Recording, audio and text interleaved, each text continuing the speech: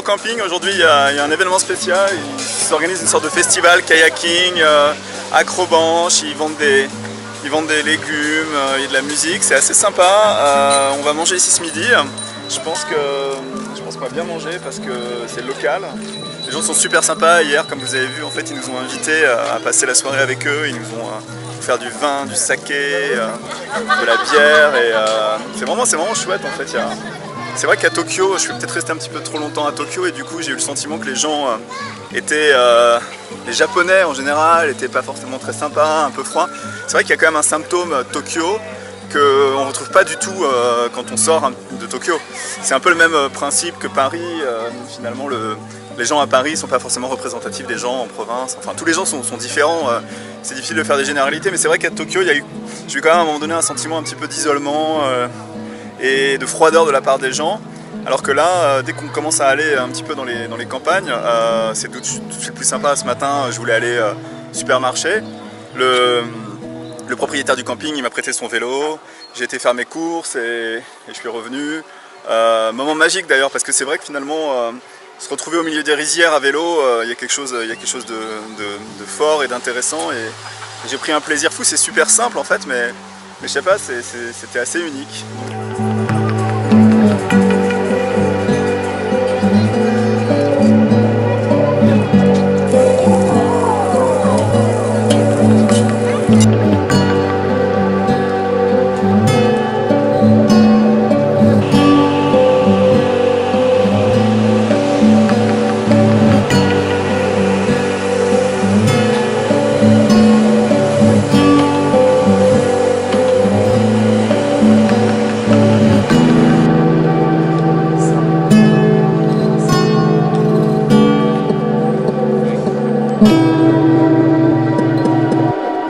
La ville qu'on est en train de visiter s'appelle Kakuno-date.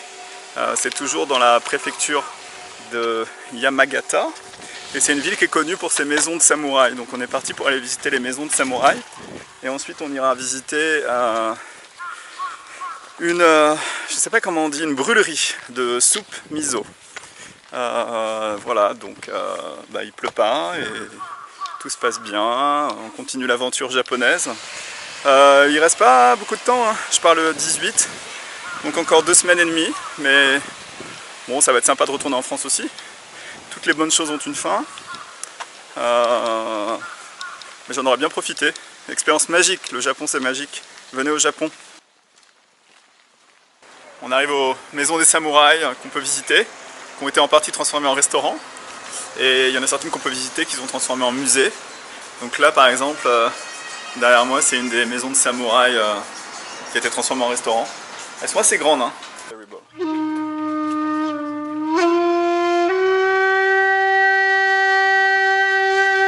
Derrière moi, c'est une maison donc, de samouraï. On voit que c'est des tatamis avec des systèmes de parois en fait, qui permettent de cloisonner les pièces. Et du coup, de faire des grandes pièces, des plus petites pièces, en fait, de séparer les espaces. Je trouve que c'est assez intéressant. On remarque aussi en fait que les maisons japonaises en général sont souvent surélevées. Si vous voyez en fait le niveau du sol est plus bas et il y a à peu près 40 cm de différence. Alors ça a plusieurs utilités, je pense qu'il y a l'histoire des pluies en fait pour éviter que les maisons soient inondées. Mais il y a aussi d'autres intérêts. Je sais que dans certains cas ils rangent des choses aussi en dessous. On remarque aussi les parois en papier en fait. Les maisons sont séparées par des parois en papier. C'est vraiment que du papier en fait, c'est très léger. Mais dans les régions où il fait assez chaud finalement c'est suffisant. Donc ça c'est vraiment une maison typique dans lesquelles vivaient les samouraïs, mais les maisons où vivaient aussi les Japonais, où vivent les Japonais, enfin vivaient puisque maintenant c'est des maisons qui sont quand même anciennes, ressemblent aussi un petit peu à ça. Par exemple les étapes qu'on a fait quand on était dans les montagnes, on a dormi dans certaines maisons où c'était du tatami et on dormait sur le sol avec juste un futon. Donc voilà, ça vous donne une idée un petit peu du type de maison typique japonaise, mais aussi de maisons dans lesquelles vivaient les samouraïs.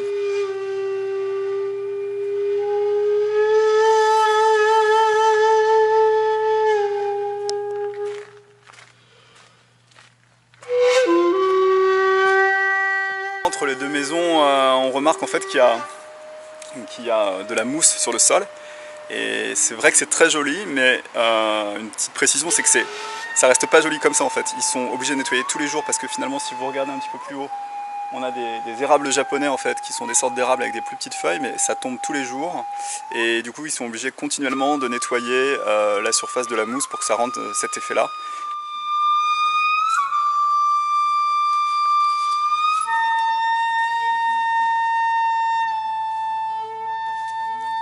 Donc là, en fait, il nous explique que les boîtes qui sont faites ici sont faites en écorce de cerisier. Donc, c'est des boîtes qui sont faites en écorce de cerisier. Et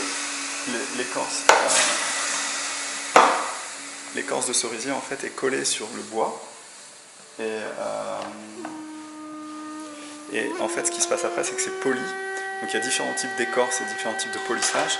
Et là, on voit les différents types qu'on peut obtenir pour avoir des résultats visuellement différents. Donc tout ça, c'est fait à base d'écorce de cerisier. Derrière, vous avez des exemples aussi de boîtes à thé qui ont été faites dans cette matière-là. Et en fait, pour rappel, donc le cerisier, ça ressemble à ça. Et une fois que l'écorce a été retirée, ça ressemble à ça. Donc c'est un art en fait japonais très très ancien qui s'appelle le kabazaiku et qui est typique de la région et qui est assez impressionnant. Bon, chaque boîte coûte à peu près 90 €, mais bon, le monsieur nous a montré un petit peu comment ça se passait. C'est vraiment chouette en fait, c'est joli, mais c'est cher. Là derrière moi, c'est des costumes traditionnels de samouraï. On voit en fait à la taille du costume que les japonais n'étaient pas très très grands, ils sont toujours pas très très grands, mais enfin, on s'en rend compte ici parce que les samouraïs étaient tout petits, donc je pense que si j'avais été en face d'un samouraï, ben, j'aurais pu me battre avec lui puisque je suis plus grand. Ah mais il y a l'histoire du sabre, c'est vrai que c'est compliqué, non, donc je pense que j'aurais pas pu me battre. Je viens de trouver l'ancêtre du gremlins sur la tête d'un samouraï.